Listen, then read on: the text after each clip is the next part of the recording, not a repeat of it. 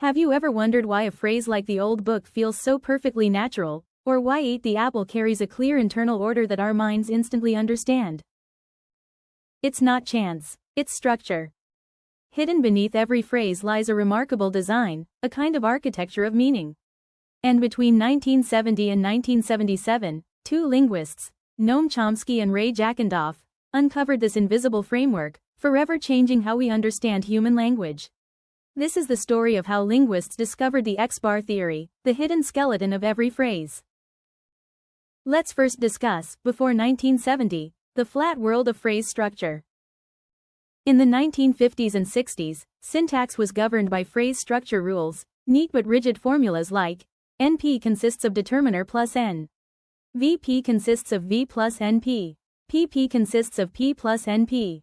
These rules explained order but not depth. They showed what came first and next, but not who belonged to whom. So when linguists saw a phrase like the destruction of the city, the grammar only recognized det plus N plus PP, a flat structure. But semantically, something deeper was happening. The city wasn't just another noun, it was the object of destruction. Each category, NP, VP, PP, was analyzed separately. There was no single principle explaining why all phrases seemed to behave alike. That gap in understanding set the stage for a linguistic revolution. Now let's discuss 1970, Chomsky's remarks on nominalization. In 1970, Noam Chomsky published Remarks on Nominalization, a paper that quietly transformed phrase structure theory. He began with a simple observation: verbs like destroy can become nouns like destruction, yet their meaning relations remain intact. They destroyed the city. The destruction of the city. In both, the city is what's being destroyed, even though one is a clause and the other a noun phrase. That parallel hinted at something profound. Nominal phrases and verb phrases share a common internal architecture. But the syntactic model of the time couldn't represent that shared structure, it was too flat. So Chomsky introduced the idea of intermediate projections, an internal layer between the head and the full phrase. NP consists of determiner and N-bar. N-bar consists of N and PP. Here, N-bar represented a smaller unit within the NP, a phrase within a phrase. This insight, that language builds meaning in layers, became the cornerstone of X-bar theory. Now let's discuss the transformationalist debate. At the time, linguists were divided into two camps.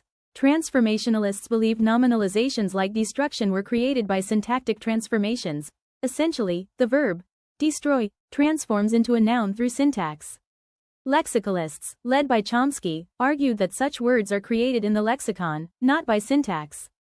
According to this lexicalist hypothesis, the lexicon, not the syntax, is responsible for creating complex words like destruction or arrival. This shift did two things. It separated word formation from sentence formation, giving each its own domain. Yet, it revealed that both domains share the same recursive, hierarchical logic. The same architecture of combination exists whether we build a word or a sentence. So Chomsky bridged the worlds of morphology and syntax through structure, not through transformation. Now let's discuss why hierarchy matters. In Chomsky's new model, a phrase wasn't just a string of words, it was a hierarchy built around a head.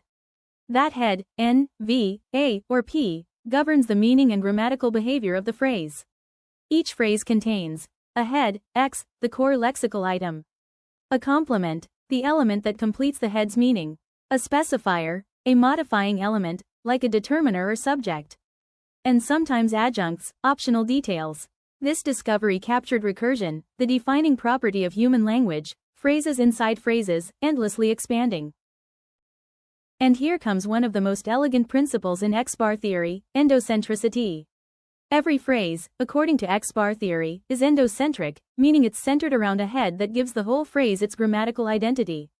So, a noun phrase is headed by a noun, a verb phrase by a verb, and the head determines the category of the entire structure.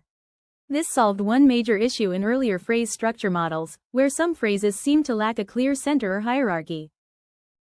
Now let's discuss 1977, Jackendoff and the Universal Template. 7 years later, Jackendoff published X-bar Syntax, a study of phrase structure, 1977. He saw that Chomsky's NP hierarchy wasn't just for nouns, it could describe all phrases. He proposed that every phrase, NP, VP, AP, PP, follows the same universal template. XP consists of specifier plus X bar. X bar consists of X plus complement, where X equals head, N, V, A, or P, X bar equals intermediate projection. XP equals full phrase, maximal projection. This was revolutionary. Instead of separate phrase rules for every category, there was now one unified rule system for all. Language, it turned out, was elegantly economical. Now let's discuss the 3 projection levels. Head X is the core lexical item. Intermediate X bar contains head and complement. Maximal XP consists of specifier and X bar. Each projection builds meaning step by step, a syntactic heartbeat pulsing from the inside out. Now let's discuss examples across categories. Let's see how this pattern repeats across phrase types. Noun phrase, NP, example, the destruction of the city. Specifier, the head, destruction, complement, of the city. Verb phrase, VP, example, John ate the apple. Specifier, John, head, ate, complement, the apple. Adjective phrase, AdjP, example, very fond of music. Specifier, very, head, fond, complement, of music. Prepositional phrase, PP, example, right under the table. Specifier, right, head, under, complement, the table. The form varies, the skeleton remains the same. Now let's discuss adjuncts, the art of expansion. Adjuncts are optional, yet crucial for meaning. They attach not to the head, but to the intermediate projection, X bar. Example, John ate the apple in the kitchen.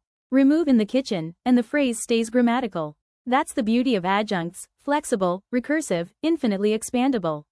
This principle explained how language allows endless variation without losing structure. Now let's discuss universality and variation. X-bar theory predicted something radical. All human languages share this deep structural skeleton.